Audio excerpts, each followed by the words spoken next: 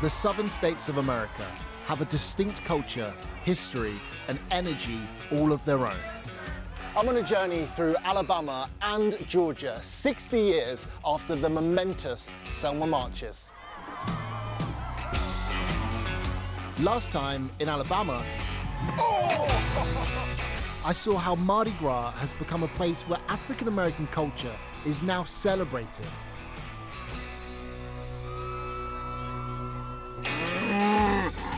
And in the rural part of the state, I heard how tourism is creating unique new opportunities for one family that's been working their land for generations. Black bird watcher in Alabama. I might have a unicorn growing out of my head. We're not common, but not to say that we're not here doing it.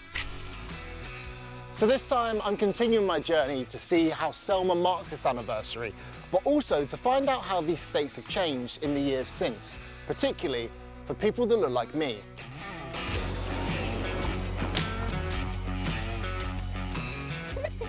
I'll be exploring Atlanta's dynamic culture. No, you cannot do this! Where business is booming. There's no cap on the opportunities that I can have. I know I can get there. Amid a proud civil rights history. Our goal was to change the laws so that people could get to know each other as human beings.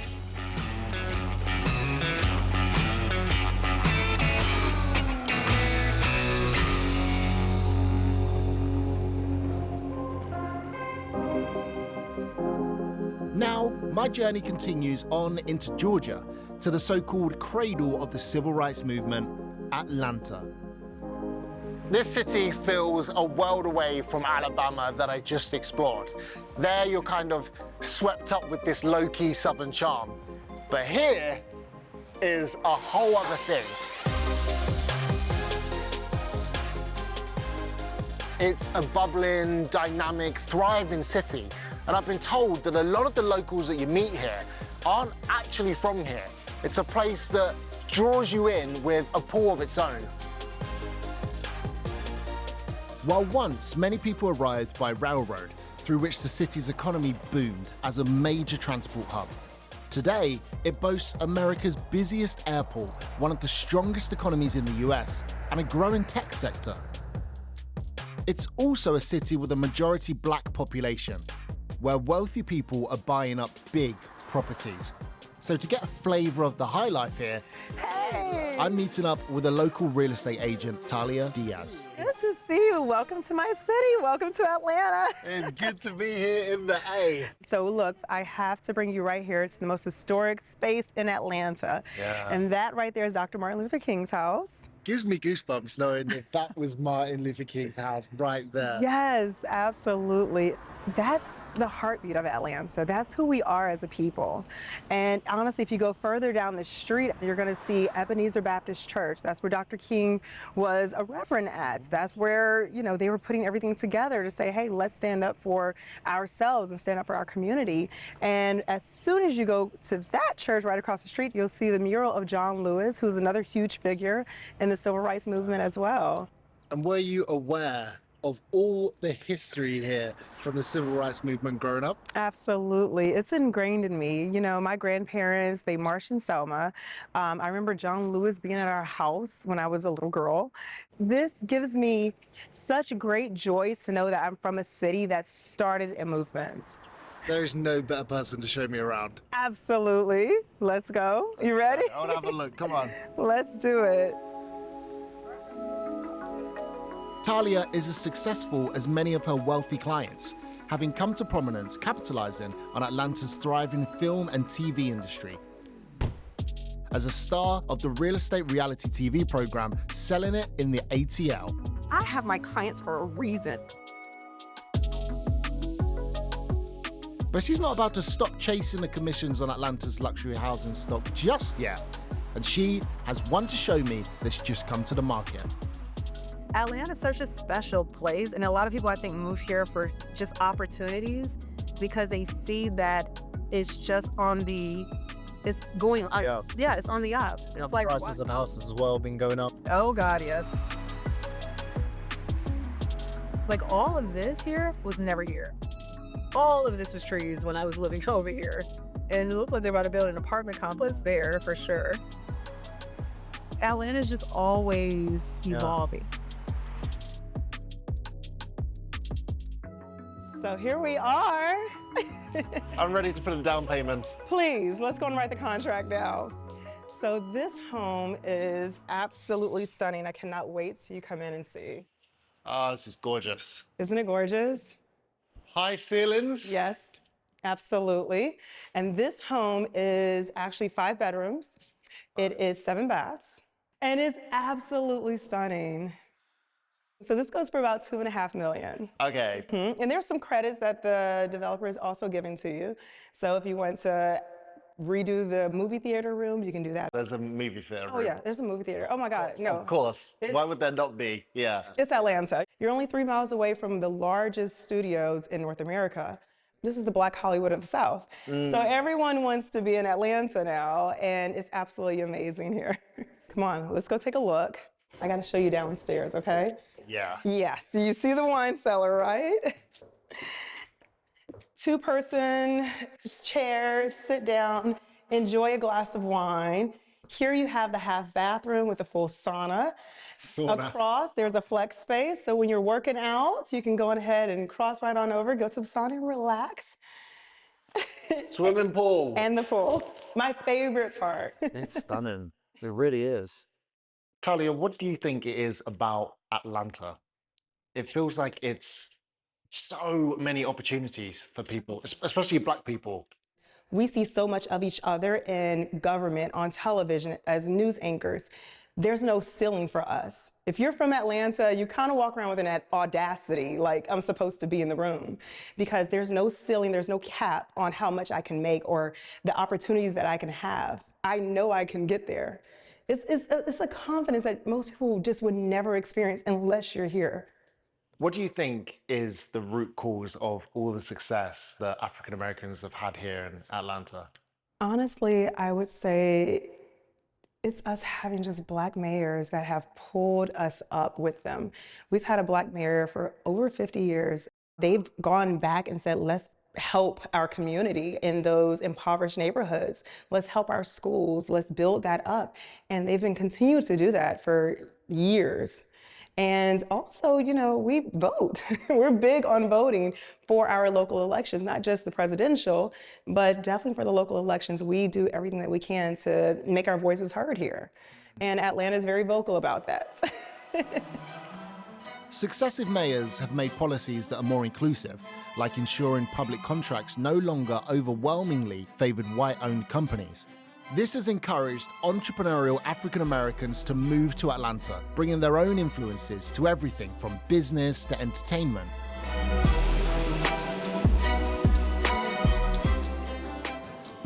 Like on one of Atlanta's many skating rinks, where people of different generations combine local styles with moves from around the country. Cascade skating rink on Sunday nights. It's led by the talents of the Cascade Dream Team.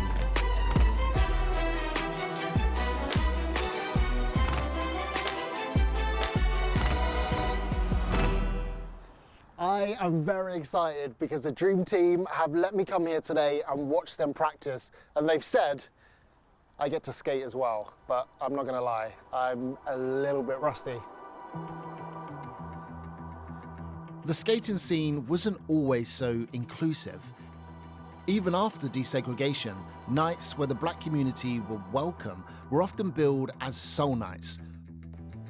But the style of these events, which had a focus on dance music, gradually came to dominate the scene.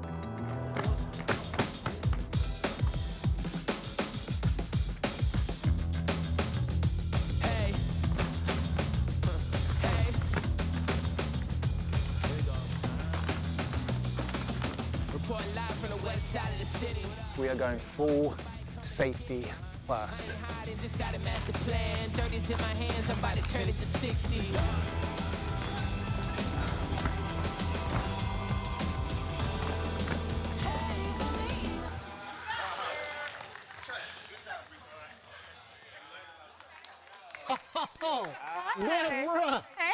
how you doing? Helping me try and stay on my feet is Deborah LaPlante, who's been in the Dream Team for 2 years. Okay, good to meet you and the team.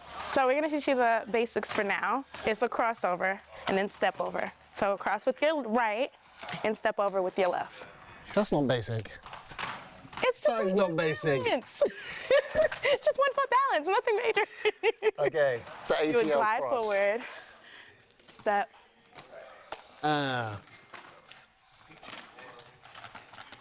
Then you cross over with that right. Boom, boom, clap. There you go. I'm taking that. Yeah? I'm taking that as complete. That's a half there, kind of. Thank you. So that's like the go-to move, Atlanta Yeah, go-to that's, move? that's the Atlanta style, yes. And then how is it different to other, is there like other moves as well that you guys do? Yes, there's so many other moves. So we've incorporated so many different styles from different places all over the US. So there's New York, New Jersey, and that's like a lot of pivots, so like, right, so that's a lot of pivots. There's JB, James Brown style. James Brown style, Yes. okay. JB is from Where's that from? Chicago. They do like a lot of, Okay. Shall we try a little bit here? yes. All right, ATL style, let's do it. Yes, now I'm gonna hit you with a crossover. Let's do it. I'm gonna hit you with a crossover. I'm just trying to, yep. Oh, clap, yes. Ooh. We call that the London Shiggy. What is it about Atlanta that really mixes all those styles from the rest of the US? So I feel like the biggest thing is the fact that Atlanta has at least 5 to 7 rinks you can go to. And they're gonna have DJs, they're gonna make an atmosphere, and you have an atmosphere for everyone. So it's kind of inviting because everyone can go somewhere. And it's not like most places like Texas only have 1 or 2 rinks, and they might not have a DJ, they might not. So Atlanta has created an environment to where everyone can enjoy it because there's so many different rinks you can go to. You wanna do another crossover? Let me do another crossover, yeah. I'm Yes. feeling myself now. Ooh, keep Yeah. your feet under you. And then boom, boom, that was good. Look, yes. Yeah. How we got that? We got that. So now I've got one move down. I'm ready. The Dream Team, sign me up. 5, 6, 5, 6, 7, 8. Hey. Hey. Here we go. Report live from the west side of the city. What up? Drink flow like somebody coming to get me. I ain't hiding, just got a master plan. 30's in my hands, I'm about to turn it to 60. Things ain't moving forward, they moving backwards. In your lane, tiptoeing through all the madness. Crack the code, we passed all the classes. Empty seats, we filling up with the masses.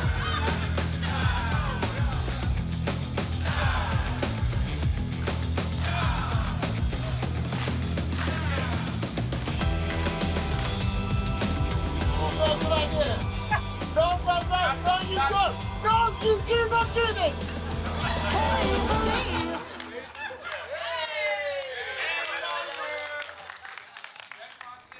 Thank you. Thank you. Appreciate that. No problem. What an awesome experience that was. I love how multi-generational skating is here. To me, it almost encapsulates what Atlanta is. It's this mix of styles. People coming from all around America, bringing their talents here and really building each other up.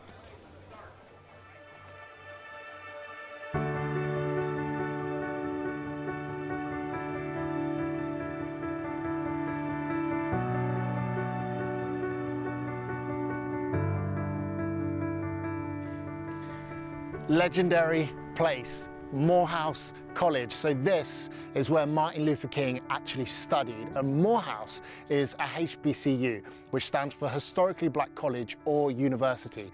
And there are over 100 HBCUs in the country, and they were designed to give further education to African Americans, particularly in the South.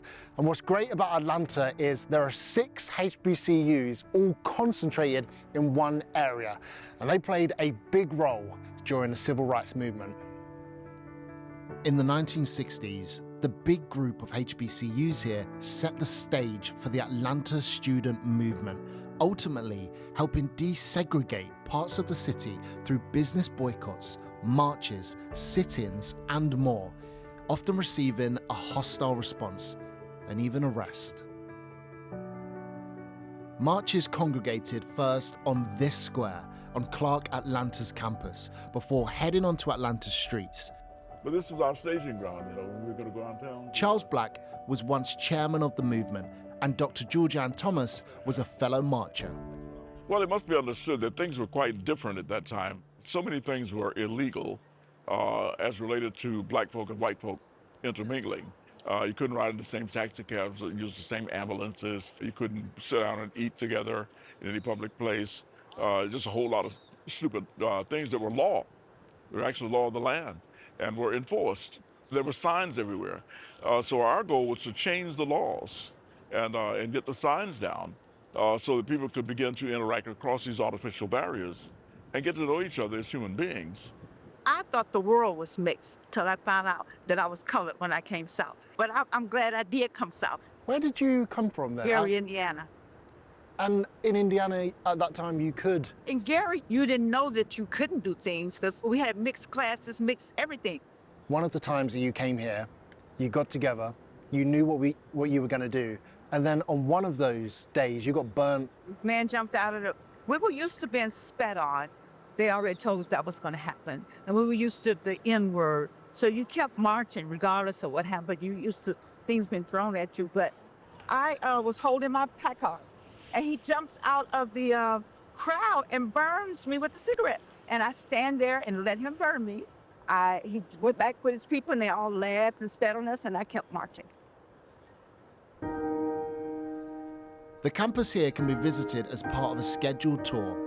In a chapel on Morehouse's campus, where the students organize their activities, images from the Atlanta student movement are on display.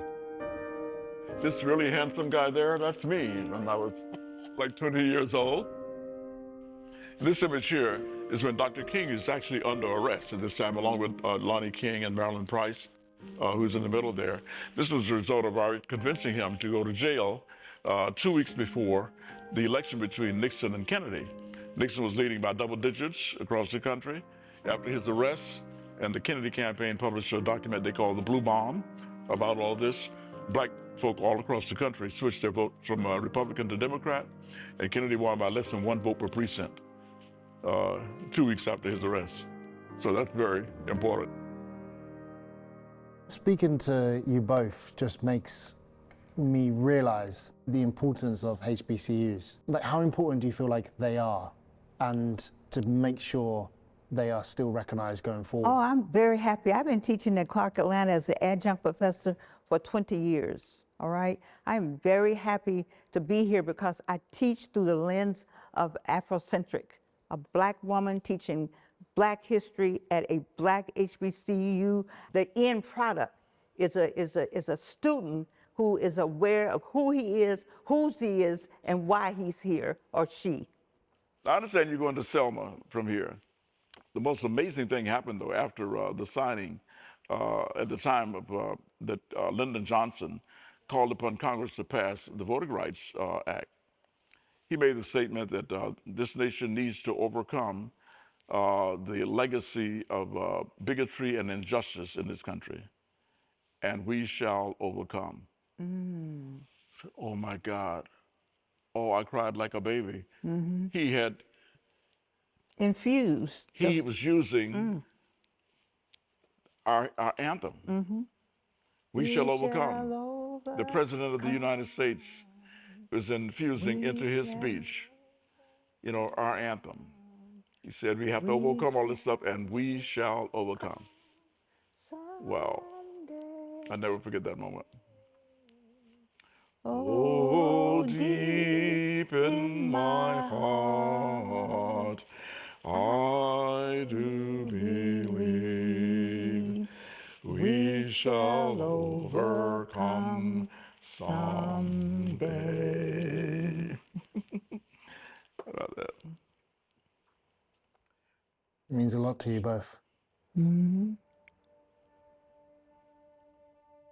Do you see that same fire in the students now that you two both have? In some few. But again,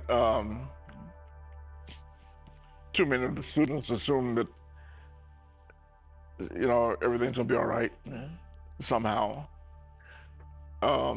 That it's not my responsibility. Somebody else ought to do it or will do it. But that's not the way it works. If you don't get engaged and use every resource at your disposal, the arc of the moral universe will not bend toward justice. You have to help it to bend. You gotta put your shoulder behind the wheel and make it turn.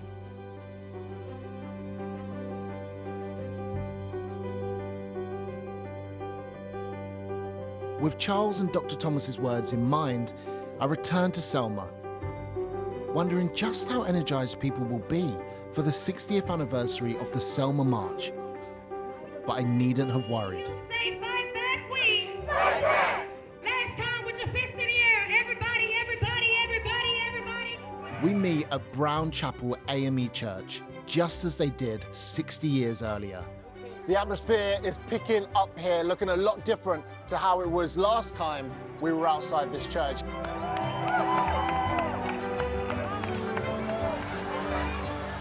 Heading towards Edmund Pettus Bridge, the site where the marchers met such resistance, the crowd begins to number thousands. We're coming up to the bridge now, and you can get that sense that we are going through what was a historic moment in the civil rights movement.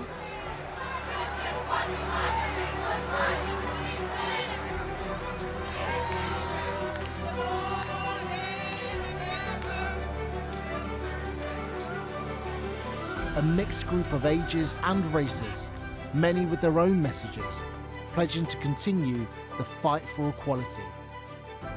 For many here, the battle is not over yet. The spirit of Selma lives on, and as I have found exploring the states of Georgia and Alabama, what happened here in Selma and in the wider civil rights movement has had a lasting impact here, shaping the character of both states and passing the torch for future generations to run with.